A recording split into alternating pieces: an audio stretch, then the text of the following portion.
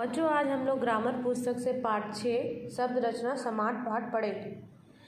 आपस में संबंध रखने वाले दो या दो से अधिक शब्द जब कोई नया शब्द बनाते हैं तो उस मेल को हम समास कहते हैं।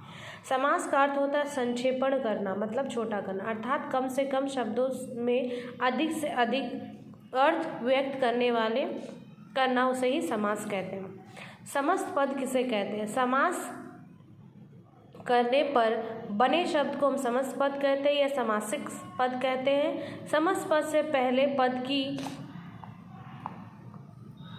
पद को पूर्व और दूसरे पद को उत्तर पद कहते हैं। समास विग्रह, समस्त पदों को हम विभक्त चिन्हों द्वारा जोड़ते हैं, जोड़कर उन्हें अलग करने की क्रिया को हम समास विग्रह कहते हैं। तो समास विग्रह के 6 भेद हैं: कर्मधारय समास, तत्पुरुष समास, बहुव्रीहि समास, द्वंद्व समास, द्विगु समास और अव्ययभाव समास। तो सबसे पहले हम कर्मधारय समास देखते हैं।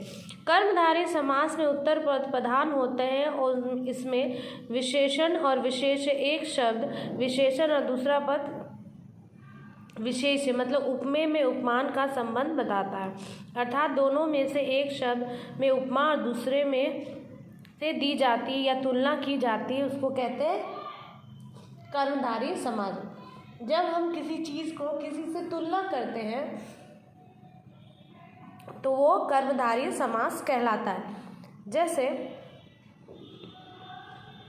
पूर्व पद विशेषण तथा उत्तर पद विशेष्य। पीताम्बर, पीला है जो अंबर वस्त्र, ठीक है, पीले वस्त्र से हम तुलना कर रहे हैं, पीताम्बर। सज्जन, सत जोड़ सत अच्छा, मतलब जन आदमी, सज्जन जैसा, ठीक है। दूसरा पूर्व पद विशेष तथा उत्तर पद विशेषण, जैसे नर धाम, मनुष्यों में है जो अधम। मुनि श्रेष्ठ, मुनियों में है जो श्रेष्ठ। पुरुषोत्तम, है ना, पुरुषों में जो उत्तम उसको पुरुषोत्तम, किसको कहते थे? राम भगवान को, है ना, पुरुषोत्तम राजा। तीसरा पूर्व पद उपमान और उत्तर पद उपमेय, जैसे चंद्रमुख, चंद्रमा के समान मुख, है ना, मृग नैन, है ना, मृग के समान नैन। विशेषण, विशेषण मतलब कुछ विशेष बातें। कर्मधारय समास तत्पुरुष का ही एक भेद होता है और तत्पुरुष समास के 2 भेद होते हैं।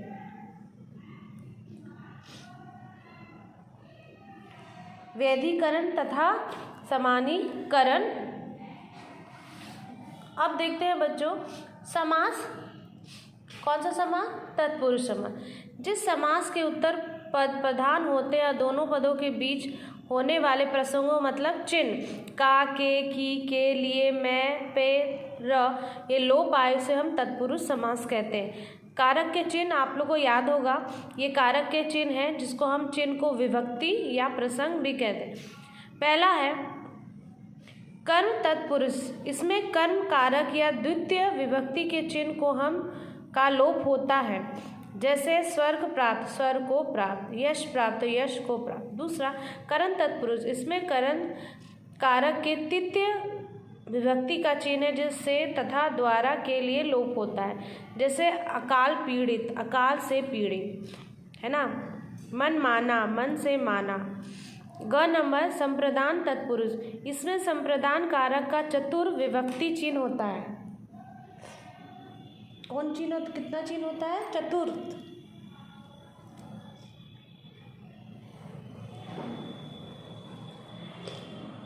चतुर्थ मतलब चौथा, जैसे मार्ग व्यय, मार्ग के लिए व्यय, जेब खर्च, जेब के लिए खर्च। घ नंबर अपादान तत्पुरुष, में अपादान कारक के पंचमी विभक्त के चिन्ह से अलग होने का लोप होता है, जैसे देश निकाला, देश से निकाला। धनहीन तो धन से हीन। अड़ा नंबर संबंध तत्पुरुष, इसमें संबंध कारक के पृष्ठ, षष्ठ, है ना, षष्ठ मतलब 6 विभक्त के चिन्ह का, के, रा, रे, री आदि का लोप होता है, जैसे भूदान, भू का दान, गंगा जल, गंगा का जल। 4 नंबर अधिकरण तत्पुरुष, इसमें अधिकरण कारक का सप्तमी मतलब 7 विभक्त चिन्ह में, पर, ऊपर आदि का लोप होता है। जलमग्न, जल में मग्न। आप बीती, इंपॉर्टेंट है, आप पर बीती। विशेष बात, तत्पुरुष समास का उपभेद उसको नग्न समास भी कहते हैं, जिसमें ये बहुत इजी है बच्चों समझने। जैसे संभव, ना संभव, शब्द के पहले ना लगता है तो नग्न समास कहलाता है। ठीक है। अपूर्ण, ना पूर्ण। आजन्मा, ना जन्मा। जिस समास, तीसरा है बहुव्रीहि, जिस समास के समस्त पदों में से किसी भी पद प्रधान ना हो और अन्य पद प्रधान हो उसे बहुव्रीहि समास कहते हैं। जैसे नीलकंठ, नीला है, नील है कंठ जिसका, या नीला है कंठ जिसका, अर्थात शिव। किसी का, किसके बारे में बता रहा है? शिव के। सुलोचना, सुंदर है लोचन जिसका, अर्थात नारी। लोचन मतलब नयन।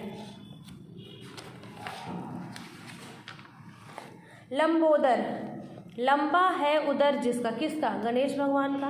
पंकज, पंख में जन्म लेने वाला, अर्थात कमल। पीताम्बर, पीला है वस्त्र जिसका, अर्थात किसका? पीताम्बर किसको सबसे ज़्यादा पसंद? तो श्री कृष्ण को।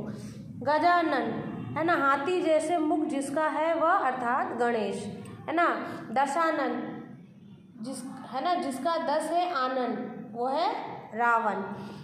द्वंद्व समास, जिस समास में दोनों पद प्रधान होते वह वृग, है ना, विग्रह करने पर दोनों पदों में के मध्य में और, अथवा, या, एवं लगता है उसे हम द्वंद्व कहते हैं। जैसे राजा रंग, है ना, योजक चिन्ह दिया है और अलग किए तो राजा और रंग। दिन और रात, ऊंच, ऊंच या नीच, सुख, सुख या दुख, पाप पुण्य, पाप और पुण्य, या पाप या पुण्य। ठीक है। पांचवा, द्वंद्व समास, जिस समस्त पद में पूर्व पद संख्या होता है, संख्या नंबर बताता है, उसे द्विगु समास कहते हैं। जैसे सत साई, 700 दोहों का समूह। चौराहा, 4 राहों का समूह या 4, है ना। त्रिफला, 3 फलों का समूह। त्रिवेणी, 3 वेणियों का समूह। नवग्रह, 9 ग्रह का समूह।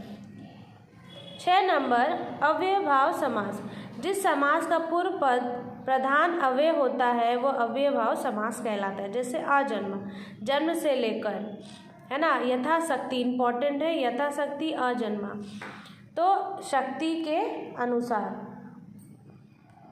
उपतट, तो तट के समीप। बेशक, तो शक के बिना। बेखटका, तो बिना खटके हुए। अव्ययभाव समास में समस्त पद क्रिया विशेषण अव्यय होता है, उनके रूप में लिंग वचन कारक के कोई परिवर्तन नहीं आता, तो ऐसे समास को विवेक चिन्ह भी नहीं होते। कर्मधारय समास और बहुव्रीहि समास में अंतर।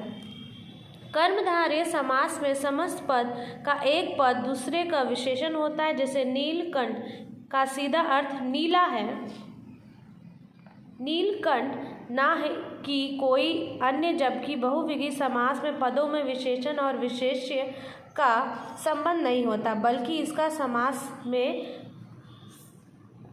शब्दार्थ गौण रहता है एवं भिन्नार्थक प्रधान होता है। उसे नीलकंठ, जैसे नीलकंठ, नीला है कंठ जिसका, अर्थात कौन? शिव। संधि या समास में अंतर। संधि में अक्षरों का मेल होता है, जबकि समास में पदों का मेल होता है।